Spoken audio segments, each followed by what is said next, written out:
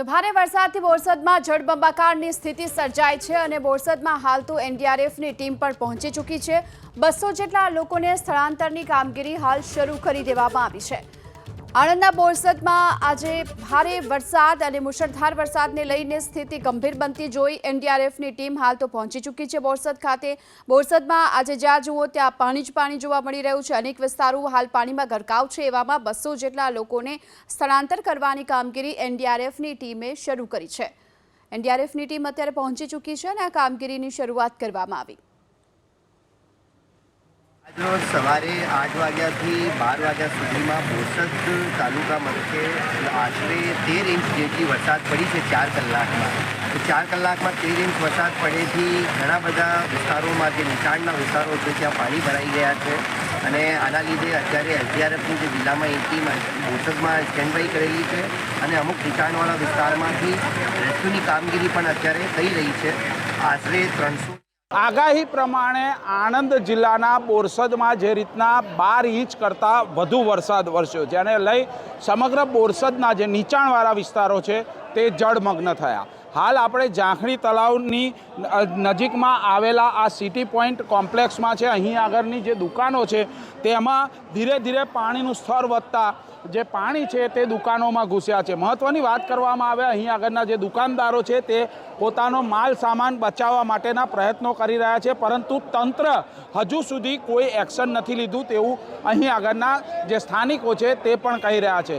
હાલ સમગ્ર બાબતને લઈ એનડીઆરએફની ટીમ પણ અહીં આગળ ઉતારી દેવામાં આવી છે।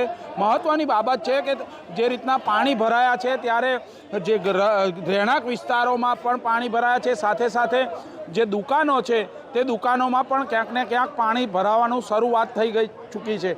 એટલે પોતાનો માલ સામાન છે તે બચાવતા અહીં આગળ વેપારીઓ નજરે પડી રહ્યા છે। હાલ તો જે વેપારીઓ છે તે તંત્ર ઉપર રોષ ઠાલવી રહ્યા છે, કારણ કે જે વરસાદ વરસ્યો અને તંત્રની જે પ્રી મોન્સૂન કામગીરી છે તેની પોલ ખુલી।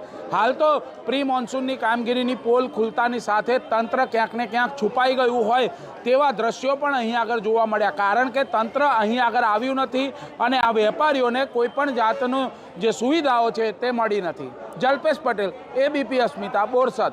ઝાંખણી તળાવ પાસે આવેલા બોરસદના જે કોમ્પ્લેક્સ છે સિટી પોઈન્ટ કોમ્પ્લેક્સ, તેમની વાત કરીએ તો અહીં આગળ જે રીતના માલ સામાન છે તે અહીં આગળથી વેપારીઓ પોતાનો ઉઠાવી રહ્યા છે, કારણ કે જે કોમ્પ્લેક્સ છે તેમાં ધીરે ધીરે પાણી ભરાઈ રહ્યું છે। એક વેપારી આપણી સાથે જોડાયા છે, તેમની સાથે વાત કરીશું। શું પરિસ્થિતિ છે? પરિસ્થિતિ સાહેબ તમે જોઈ રહ્યા છો, એક અડધો જ કલાકમાં સવારના વરસાદે પાણીનો જે કેર મચાવ્યો છે અને આગળથી જે કાચ તોડ્યો છે એની લીધે પાણી આખા કોમ્પ્લેક્સમાં ભરાઈ ગયું છે અને તાત્કાલિક બધી દુકાનોમાંથી સામાન કાઢવો પડ્યો છે। પરિસ્થિતિ તમારી આંખો આગળ છે।